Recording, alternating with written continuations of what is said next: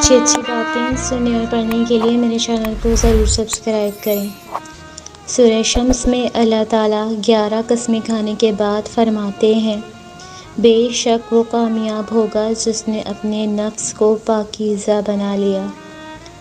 سب سے پہلے اس انسان کو خوش رکھیں جسے آپ روزانہ شیشے میں دیکھتے ہیں، کیونکہ زندگی میں آپ کا خیال آپ سے بہتر کوئی نہیں رکھ سکتا۔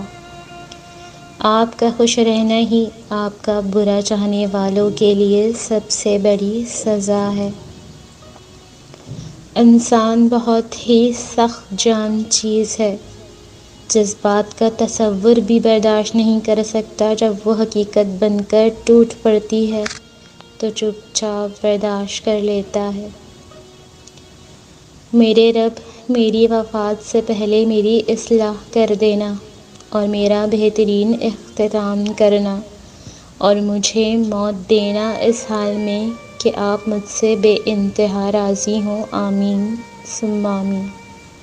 جن کی مائیں چلی جاتی ہیں ان کی سمجھ میں نہیں آتا کہ جب ان کے سارے راستے مسدود ہو جائیں تو وہ کس کو ڈھونڈیں، کس کے پاس جا کے روئیں، کیونکہ کوئی ایسا نہیں ہوتا جو ان کو ماں کی طرح سنبھال سکے۔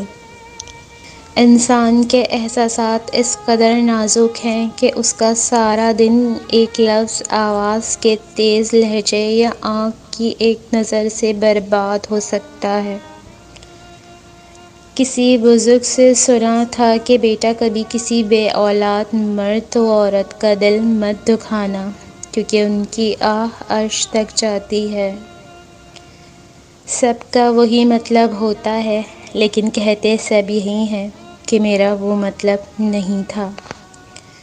رشتوں اور تعلقات کی بقا کے لیے رابطے ضروری ہوتے ہیں، نظر انداز کرنے سے تو اپنے ہاتھوں سے لگائے ہوئے درخت بھی سوکھ جاتے ہیں۔ رشتوں کی رسی کمزور تب ہوتی ہے جب انسان غلط فہمی میں پیدا ہونے والے سوالوں کا جواب بھی خود ہی بنا لیتا ہے۔